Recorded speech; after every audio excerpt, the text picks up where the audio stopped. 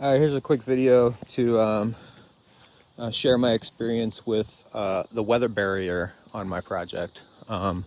So the weather barrier was installed quickly after framing. This would have been May time frame. It's now September. Over those 4 months, I'm much forward adversed and educated in instructions and things because we've had building inspectors out and people looking at the building. They tore down the siding because they had to replace it all due to all the instruction violations and having the wording and branding in plain sight.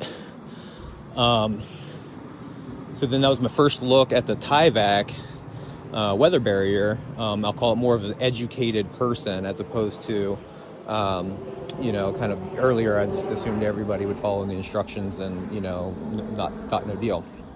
So the Tyvek instructions say that there needs to be an overlap of 6 inches. So you can see here, we checked that one. It's like 2 inches. You can kind of see just above that nail line, kind of where the lap is. So it's about 2.5 inches. And then what was more concerning is if you see this window here, see there's tape all across the seam, and then the tape stops. Right? And then not only is it underlapped, there's no tape as well. So we have an underlap when it's supposed to be an overlap of 6 inches. It's not taped.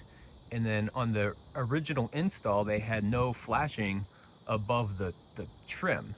So you can see the trim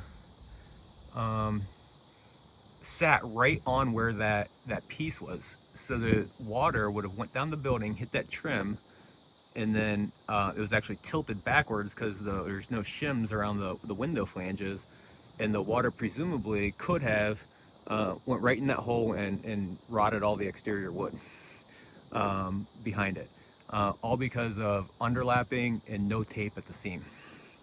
So we checked the rest of the building. This side was actually good because it was all one solid roll, and this stuff must come in 10 feet strips or something. And then this side did not have the required overlap as well. You can see up here, it's about another 2.5 inches. And then this side, you can see in the tape, this is all open wood behind that tape. It's not overlapped at all on that strip as well. You can kind of see it better down here. Yeah, you can see the wood. It's just right there. So there's not the required overlap. So you have pieces that weren't taped, underlapped, didn't adhere to the 6 inches overlap rules. All right, quick video just to show kind of why all these rules matter. So one thing on the Hardy siding, they didn't put a shim plate around here. So when you put this, I just had trims to just show you. So this didn't sit flush. So it sat against tilted versus flush. So the top piece would have been tilted back. So that means water hitting the top of the trim would roll backwards. On the trim, they didn't have flashing. So that means water could get behind the trim. So you had a trim piece here, which is actually bigger, and then it was tilted back like this. So when water would come down, it would hit it. But then look at the Tyvek, how it was installed. It's underlapped with no the tape. The tape wasn't even over the seam. And finally, they put a new piece of tape on it. So water going down hits the trim.